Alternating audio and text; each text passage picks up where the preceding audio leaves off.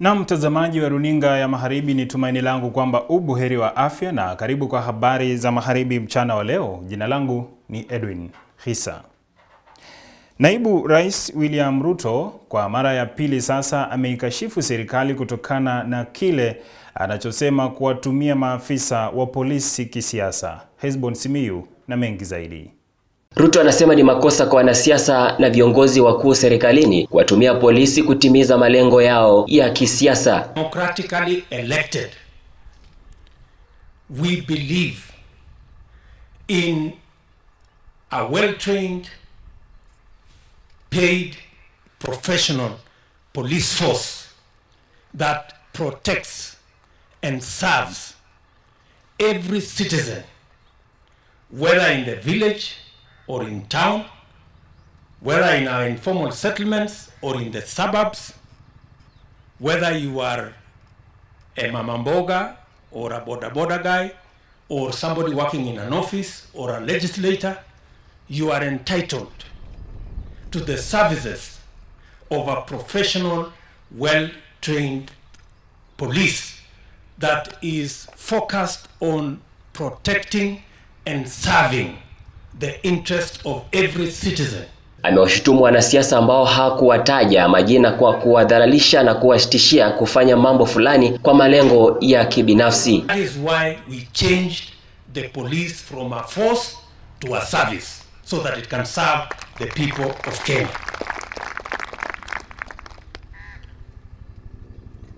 And that is the position of the Jubilee administration. We believe in a professional, trained police force, police service that is not a force. We do not believe that the might of the police should be used against citizens or against leaders. We believe that it should be used to protect and to serve every citizen so that they can achieve their aspirations and we can commit ourselves as a people. Naibu Rais alizungumza haya akiwa nyumbani kwake mtaani Karen jijini Nairobi alipokialika kikundi cha vijana kutoka kaunti ya Nairobi, ambapo ametaja kukamatwa kwa seneta wa Kakamega Cleophas Malala, Christopher Lagat wa Bomet na Steve Lelegwe wa Samburu, huku akiwataja maafisa wa usalama kuzingatia sheria. When we elect a government, it is not because of the leaders, it is because of the people. And a government does not serve the interests of leaders. It serves the aspirations of its people, the millions of Kenyans. And that is the government we believe in, and that's the government we elected. So we must be focused, we must be determined, and I want to tell every public officer and every police officer in Kenya that they must serve professionally in accordance with the law and the constitution, and nobody should blackmail or intimidate them. Naye mbunge wa Embakasi Kaskazini Mwangi Gakuya amewahakikishia Naibu Rais kwamba wataendelea kumuunga mkono kwenye azma yake ya kunyakua ushindi katika kinyang'anyiro cha urais itimiapo mwaka 2022. His Excellency, nikifunga ni kwamba sisi kama jiji ya Nairobi tunakuambia kama kuna mtu ametushika mkono, hakuna mwingine wala si wewe. Na kwa hivyo hakuna jambo ama mtu ama upepo utatutenganisha na wewe. Na kuambia safari hii iwe ni safari ngumu, iwe ni safari ya kupanda milima, iwe ni ya viponde, tutapanda pamoja na tutaimaliza pamoja. Na hatutakuwa na kitu inaitwa wasiwasi, tutapanda milima vilivyo, na sisi hatutakubali kutishwa. Na nakuambia nimeona wewe na kinara wa upinzani mkilenga jambo iliyotendeka wiki hii ya maseneta wetu wakiwa wanahamrishwa kama ni mikora, na mimi nasema we are past that days. Hesbon Simiyu, habari za Magharibi. Shukran Hesbon Simiyu kwa taarifa hiyo. Wizara ya Afya imetangaza kuwa maabara za kupima virusi vya korona nchini zimekwama wakati serikali ikiendelea kujitahidi kupata vitendanishi zaidi ili kuendelea kupima dhidi ya virusi hivyo, huku maambukizi yakiendelea kuongezeka.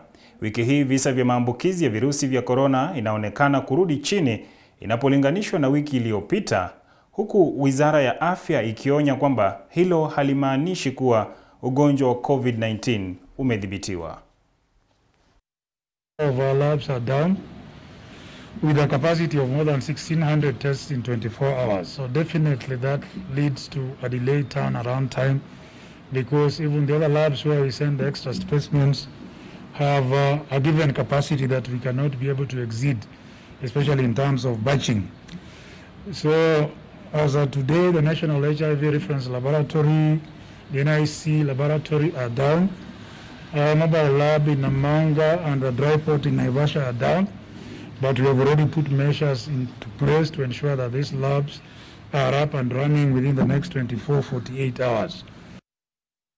Wizara ya Elimu imesema kucheleweshwa kwa fedha za kuwasaidia walimu walioajiriwa na bodi ya shule au bodi za shule kumetokana na hali kwamba baadhi ya majina ya watu ambao si walimu yamepatikana kwenye orodha ya walengwa wa malipo hayo. Waziri wa Elimu Profesa George Magoha anasema fedha hizo zitalipwa tu kwa walimu halisi walioajiriwa na bodi za usimamizi wa shule husika. Akizungumza alipozuru shule ya msingi ya Bungoma DEB, waziri wa elimu George Magoha amehoji kuwa shule hiyo itakuwa ikipokea msaada wa fedha kuanzisha ujenzi wa madarasa zaidi. As far as the money that the government is giving, it is giving according to its means. And for now, I think ask yourself, in terms of the budget, what percentage of the budget comes to education? It's close to 30%. So you cannot fault government from doing what it can. It is doing exactly what it can and even more. Magoha amesema kuwa serikali itakuwa ikipokea takwimu kamili ya walimu walioajiriwa na bodi tawala za shule ili wawape fedha za kuwasaidia msimu huu ambapo kuna janga la corona, akisema serikali inastahili kuwa na takwimu kamili. I strongly believe as a doctor that by January we shall have reasonably controlled the virus, and therefore the issue of social distancing may not be as important as it is now. But the issue of wearing masks, that one we have to continue, and I hope and pray that government will get masks for all the children that are going to school who are in public school. Vilevile amewataka wazazi kuwaruhusu wanao kupata elimu kwa walimu wanaoishi karibu nao, akisema ni zoezi linaloendelezwa kwingine na limefaulu. That is the stage where we are in now, and I would want to urge all parents who are listening to me, if they are, that the government is ready and willing to do whatever it takes, and it is going to do so as constitutionally mandated. But if you have various boards of management ask you to go a step further, to contribute, if you can afford to, do so. If somebody is leaving you, then you can tell that person that is unconstitutional. Hata hivyo, Magoha ameelezea imani yake kuwa punde virusi vya corona vitakapodhibitiwa, shughuli za masomo zitarejelewa kama kawaida, akisema wizara yake inazidi kuweka mikakati ya kufanikisha elimu. But I think our glass is half full, and we hope that definitely we are going to open in 2021. If something happens that is completely extraordinary, are you going to blame anybody? That's it. But some people think that, oh, they know this virus and we are just being cheeky and what have you. There are many countries, over 100 that are still closed. There are also many that have opened and rolled back. Our own government has said we should wait until the curve flattens. And I think that is now good enough. Kutoka kaunti ya Bungoma nikiripotia TV Magharibi, mimi ni Mike Kagwango. Wakazi wa kaunti ya Trans Nzoia wameelezea masaibu yao baada ya ardhi iliyotengewa barabarani kunyakuliwa na watu binafsi. Wakazi hao wa kijiji cha Namanjalala wanasema unyakuzi huo unawahangaisha kwa kuwa hawana barabara ya kupitia wanapotaka kutekeleza shughuli zao za kila siku. Kuna udhaifu wa barabara, na mwenzetu alikodi shamba kwa shamba kubwa la Magoro la Ekrapa Naklet Araba. Amelima shamba mtaro kwa njia ambapo sisi kama wakazi wa Moi Farm tunaumia sana. Anakuja hata paka nata mapolisi hapa kujutishia sisi maisha hapa, kusema hataki mtu akanyaga hata kwa hiyo mtaro yake hapa. Na amerusha maji mchanga karibu kwa shamba hili, kwa nini kwa mlango yetu. Hata kwangu mimi hapa iko kabaka mlango kabisa. Hata watoto wanaweza anguka ndani. Sio watoto watapita namna gani. Maji imejaa, hata umbu inatuletea magonjwa hapa, hata umbu imetushika hapa nyumbani. Watoto saizi hata kupita kwa mlango ni ngumu. Kuna mtu ambaye amepanda miwa yake hapa na sasa amelazimishwa kukata miwa kwa lazima atoe pale kwa shamba. Na ile hali hiyo miwa vile wamekata, yeye hakuna mahali penye atapitishia kwa sababu njia imeharibika ama imeharibikwa. Huduma za afya zimekwamizwa katika kaunti ya Nairobi kuanzia usiku wa kuamkia leo, huku wahudumu wa afya wakigoma licha ya kaunti hiyo na taifa kwa ujumla likiendelea kupigana na janga la COVID-19. Mazungumzo yaliyochukua siku nzima kati ya chama cha wahudumu wa afya na wasimamizi wa huduma za jiji la Nairobi yalikosa kufanikiwa, huku kaunti hiyo ikiingia kwenye orodha ya kaunti nyingine zinazoendeleza migomo ya wahudumu hawa wa afya kutokana na kucheleweshwa kwa mishahara yao na marupurupu.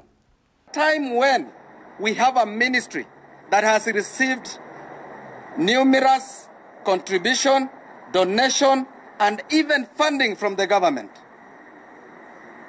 but nothing is reflecting on the ground.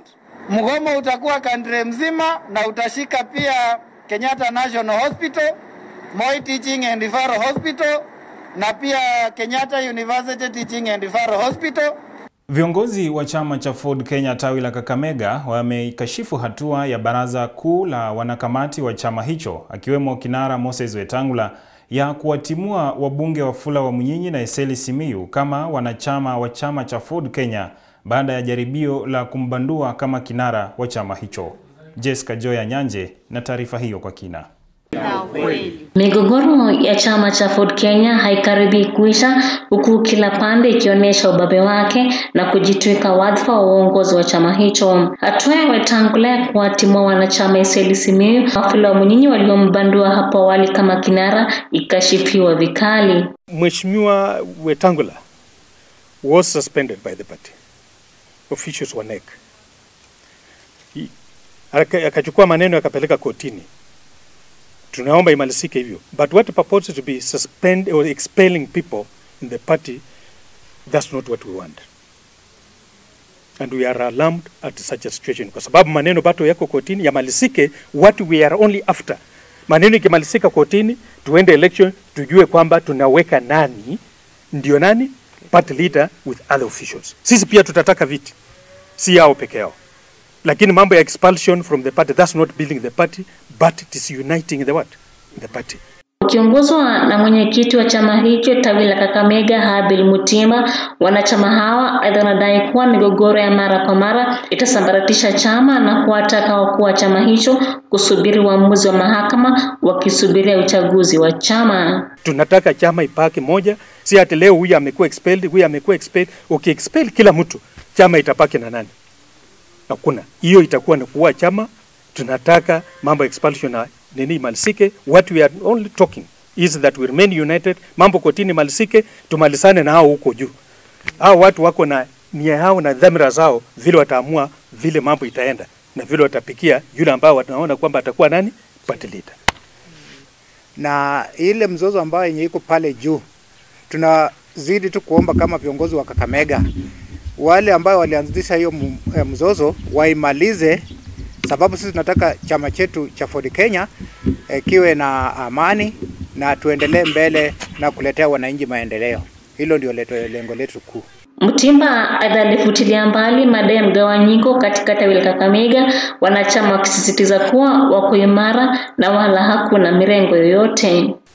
Kwanza ni kusema kwamba officials wale ambao walikuwa elected at the county level and the sub branches of Kakamega under Kakamega County on Fort Kenya, they are still intact na tuko pamoja, tunafanyia pamoja under the leadership of none other than Abel Mutimba, who is talking as the chairman of Kakamega Fort Kenya, Kakamega County. ambaye pia ni NEC member, na yote yule ambaye siku moja ama nyingine alikuwa na dhamira ama fikira na mawazo ya kusema kwamba wana Ford Kenya wamesambaratika katika Kakamega na anataka kuchukua uongozi, wale ambao wanafanya ile election ama wanafanya uchaguzi wa Ford Kenya officials ndio hawa.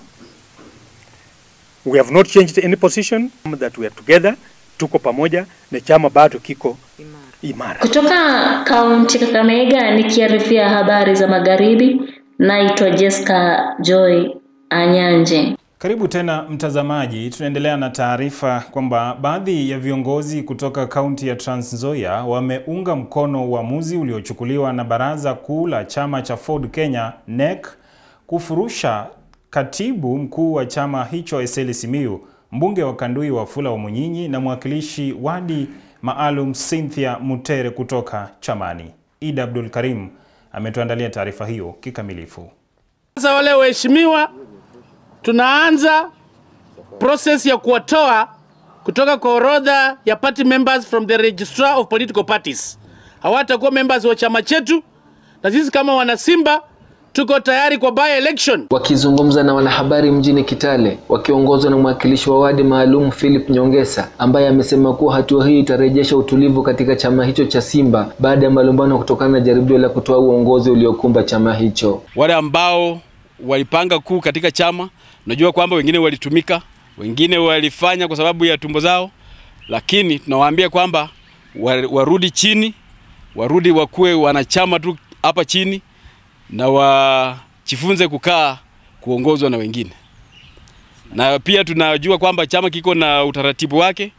Naambiwa tarehe 20 mwezi wa 9 tutakuwa na NDC na tutapata sasa uongozi wa chama kutoka chini mpaka juu. Naye mwakilishi wa wadi wa Kapomboi Bernard Mlipuko ameelezea kuwa hatua hiyo ni njia moja ya kupunguza mgawanyiko kwenye chama, akihoji kuwa ilikuwa makosa kwa Eseli na Wamunyinyi kutumia kwa kusambaratisha chama hicho. Najua Dr. Eseli pamoja na Wamunyinyi na Wangamati si kwamba wamefanya mambo haya kutoka kwa moyo. Walitumika, na wametumika ni kwa sababu serikali yenyewe imekuwa na mipango ya kuangamiza upinzani. Wamekuwa na mpango wa kuangamiza upinzani ili tuwe na sauti moja na sisi hatungelipenda. Kwa hivyo Mheshimiwa Moses Wetangula bado yeye ni kinara. But mimi namuomba kwamba aendelee kuwaleta watu hawa pamoja. Wasiwatimue namna hivyo, tuende mbele. Mlipuko aidha amewatahadharisha vijana wa chama hicho cha Ford Kenya dhidi ya kutumia kuendeleza mgawanyiko ndani ya chama. Na vijana wengi wanaozungumza mambo ya Ford Kenya, ukweli mbele ya Mwenyezi Mungu, hawachakuwa wanachama wa chama cha Ford Kenya. Wale ni ndugu zetu, tunawajua, wamekuwa mrengo wa Jubilee, wamekuwa katika mirengo ya New Ford Kenya, hawajawahi kuwa katika chama cha Ford Kenya. So ni vizuri kama vijana kuzungumuza, tukizungumuza kama sisi ni wafuasi wa Arsenali. Na Arsenali leo hii haiko kwa uwanja. Tusijifanye kwamba sisi sasa ni wafuasi wa Man U. Abdul Karim Eid, habari za magharibi, kaunti ya Trans Nzoia. Shukran Eid Abdul Karim kwa taarifa hiyo. Baada ya chuo cha mafunzo cha wahudumu wa afya kilichoko eneo la Mbale kufungwa ili kutumika kama mahali pa kuwatengea waathiriwa wa ugonjwa wa COVID-19, chuo hicho sasa kitajengwa rasmi katika eneo la Kegondi kutokana na ziara ya mkurugenzi mkuu anayesimamia vyuo vya mafunzo ya afya nchini sehemu hiyo. Monica Juma anatupakulia taarifa hiyo. Akizungumza na halmashauri ya wasimamizi wa zahanati ya Kegondi, mahali ambapo chuo hicho kinatarajiwa kujengwa, mkurugenzi huyo amesema kuwa ujenzi wa chuo hicho utaanza hivi karibuni na kuwapa fursa wenyeji wa sehemu hiyo kwenye mpango ambao unatarajiwa kuanzisha kwenye kila kaunti kuajiri wahudumu wa afya wa jamii. That is a very important thing because we were finding it very difficult without infrastructure sustaining the campus within Vihiga. But with these two, Iduku and Kegondi, we think that it is possible to remain in Vihiga and be able to sustain training. One of the things we want to assure you is that we want to provide opportunities for training for locals. We want to make sure through the principal, we make sure that the courses we provide take care of the local population. For example, we'll start at lower levels like certificate courses that are to do with community health development and assistance, so that we already have a bill that is coming to be a law that each county is supposed to employ their own community health assistants, provide for resources and be able to employ. So we should be able to train such cadre of staff within Vihiga so that you don't source them from other counties. Wakati huo mbunge wa eneo hilo Henry Asava amepongeza juhudi zinazowekwa na viongozi wa kaunti ya Vihiga kuhakikisha chuo cha mafunzo ya afya kinasalia katika kaunti hiyo, akielezea mipango iliyopo kuimarisha miundo misingi katika zahanati hiyo ya Kegondi. We took the initiative to approach the county. We were aware that this is not a devolved function. It's a committee that is a national government aspect. So we took an initiative. Not be taking note that this is a health facility where we thought it was also conducive for the learners.